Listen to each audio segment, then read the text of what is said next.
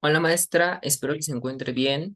Mi equipo compuesto por Vázquez Rangel, Fernanda Cristel, Solano Hernández Jesús, Álvarez Santillán Adrián, Pérez Albarrán Brian Axel, Bautista Escamilla Jimena y yo, Óscar Manuel Reyes, vamos a exponer sobre el gobierno de dos presidentes, Miguel de la Madrid y Salinas. Bueno, empezaremos por lo que es su modelo económico de Miguel de la Madrid. Su modelo económico de 1982 a 1988 en México implementó políticas económicas basadas en el modelo conocido como desarrollo compartido. Este enfoque buscaba equilibrar el crecimiento económico con la equidad social mediante la promoción de la inversión extranjera, la modernización industrial y la estabilidad macroeconómica. Sin embargo, el resultado fue una crisis económica caracterizada por la deuda externa y la necesidad de ajustes estructurales. En sí, sus objetivos serían los siguientes. Estabilizar la economía, enfocarse en políticas de austeridad y control de la inflación para contrarrestar la crisis económica mexicana. Promover el crecimiento económico, atraer inversión extranjera y aplicar políticas de apertura económica para impulsar el crecimiento y generar empleo. Modernizar la industria, implementar cambios en la industria para diversificar la economía hacia sectores tecnológicos y de alto valor. Fortalecer el sistema, tomar medidas para sanar los bancos y reforzar las regularizaciones y la supervisión financiera. Promover la educación, mejorar la calidad y equidad en la educación, luchando contra el analfabetismo mediante programas educativos.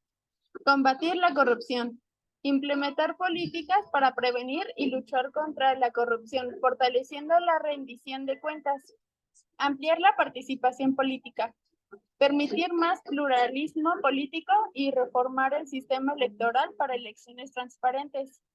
Fomentar la democracia y los derechos humanos, que es promover el respeto a los derechos humanos y fortalecer la democracia en México.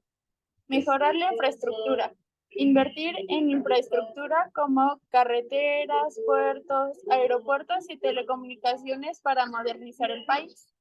Atender las necesidades sociales, implementar programas de apoyo a los sectores más vulnerables, como el Programa Nacional de Solidaridad para mejorar su calidad de vida. Los siguientes son los aciertos. Entre los aciertos que tuvo Miguel de la Madrid se encontraron que promovió la creación del Grupo Contadora, que fue creado para solucionar los conflictos que se presentaban en Centroamérica. Logró la entrada de México al GATT, que son los Acuerdos Generales de Aranceles Aduaneros. Ofreció un año de educación preescolar a todos los niños de 5 años para centralizar la educación es- y mejorar la reforma educativa.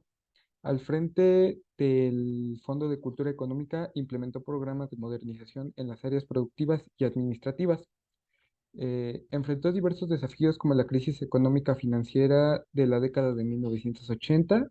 Tuvo importantes negociaciones con Estados Unidos para mejorar y liberar el comercio entre los dos países, que fue, que fue antecedente al Tratado de Libre Comercio de América del Norte, y llevó a cabo una importante reforma constitucional que señaló que sentaron las bases para la transición democrática de México.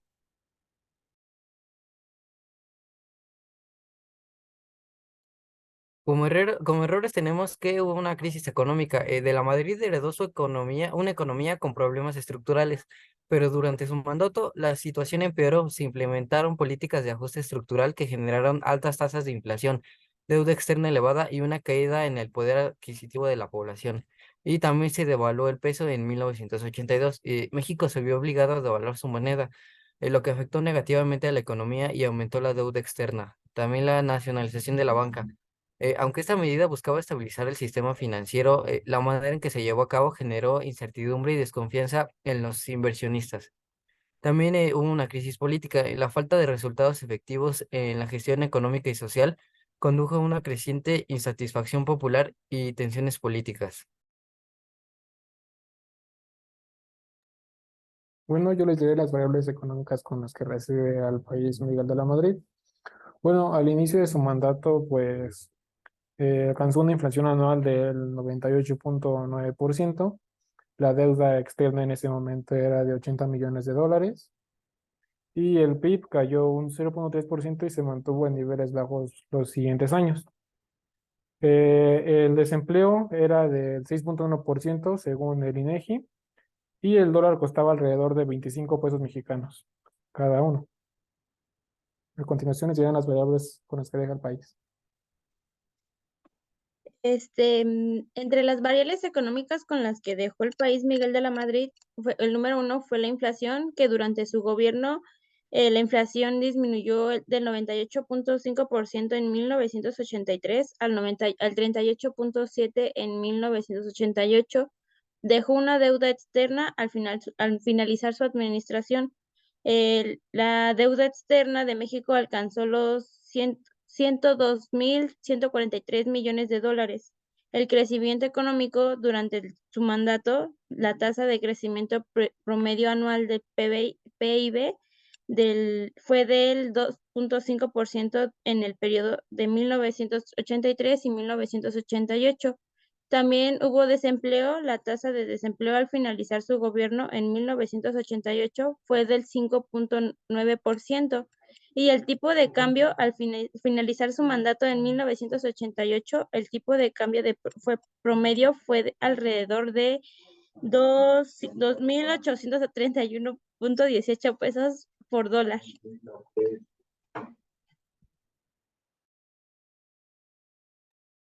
Bueno, eso fue en cuanto a Miguel de la Madrid. Ahora pasamos al otro presidente, Carlos Salinas de Gortari. También su modelo económico, el modelo económico implementado por Salinas de Gortari en México se le conoce como el modelo neoliberal o también conocido como el neoliberalismo. Este enfoque se caracterizó por políticas de apertura económica, privatización de empresas estatales, liberalización comercial y una mayor participación del sector privado en la economía.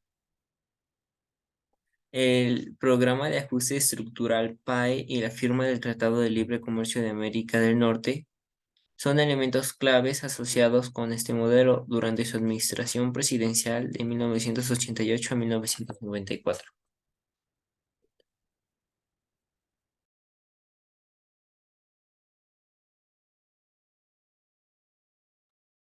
Sus objetivos fueron controlar y reducir la galopante y fuerte inflación, recuperar el crecimiento sobre bases perdurables, crear empresas, eliminar el fiat fiscal, evaluar la acometividad del sector productivo, lograr la apertura del comercial con la firma de TCL, que es Tratado de Libre Comercio, promover las exportaciones, recuperar la economía y sobre todo legitimar su estancia en el poder.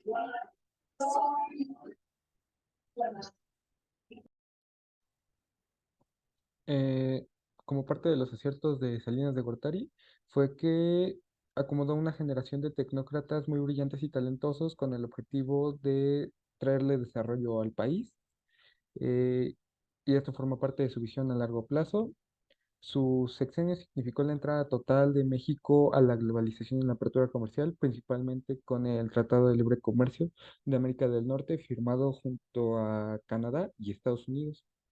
La reducción del Estado y una serie de reformas importantes como la del artículo 27 constitucional que decía que todas las tierras mexicanas pertenecían al Estado y este era el único que podía otorgar el permiso de utilizarlas a empresas privadas o al propio pueblo mexicano.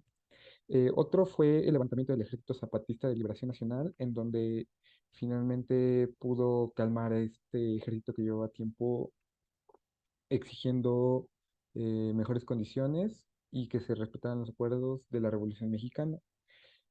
Y como parte de lo del artículo 27 es que abrió las tierras y el campo mexicano a las empresas privadas.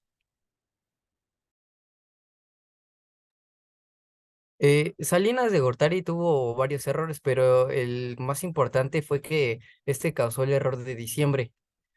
Primero, en 1994, como este era un año electoral, lo que hizo fue aumentar el gasto público, lo que hizo que aumentara a un nivel histórico el déficit público, representando el 7% del PIB. Esto lo hizo con el objetivo de aumentar los votos hacia su partido. Y esto lo hizo emitiendo los tesobonos, que estos eran un instrumento financiero de deuda a corto plazo. Y estos tenían como atractivo que se pagaban en vez de pesos, se pagaban en dólares. Y esto trajo tanto inversionistas nacionales como extranjeros, lo que hizo que el peso se sobrevalorara.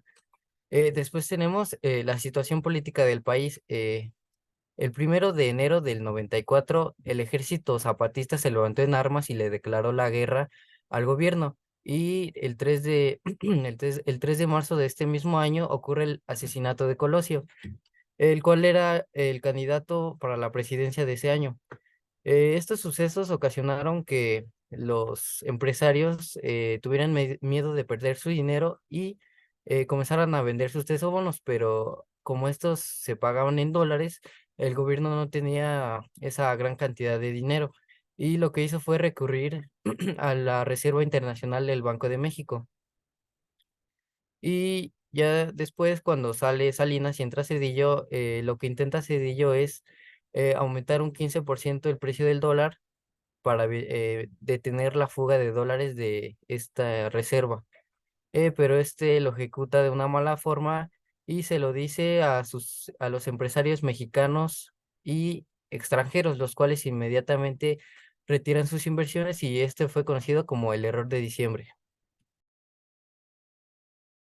Bueno, yo les voy a decir las variables económicas con las que recibió el país. Bueno, recibió con una inestabilidad económica de más de 10 años, una tasa de crecimiento del PIB de 1.1%. Había una hiperinflación en esos años, que el promedio anual era de 154%. Y también el dólar en ese tiempo costaba 2.2, bueno, cada uno.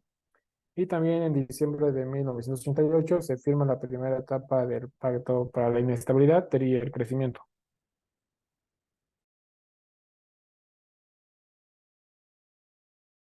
Entre las variables con las que dejó el país está que se estableció un régimen del tipo de cambio fijo con leves deslizamientos. El tipo de cambio fluctuó 2.2 y 3.5 pesos por dólar, siendo el promedio de este periodo 8.892 pesos. La inflación en diciembre fue del 51.7% en 1988, que pasó a 11.9% en 1992 y a 8% en 1993. En los años de subsecuencia, la inflación les controló hasta alcanzar niveles históricos de 6.97% en diciembre de 1994. Y la policía fiscal se destinó a eliminar el déficit público, que había alcanzado niveles históricos. En 1991, México se encontró en un periodo superativo en las finanzas públicas, algo que no había sucedido en muchos años.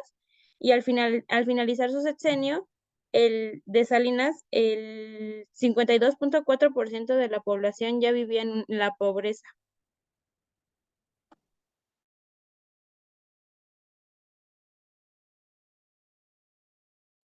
Y eso es todo de nuestra parte, maestra. Hasta aquí termina nuestra presentación. Gracias.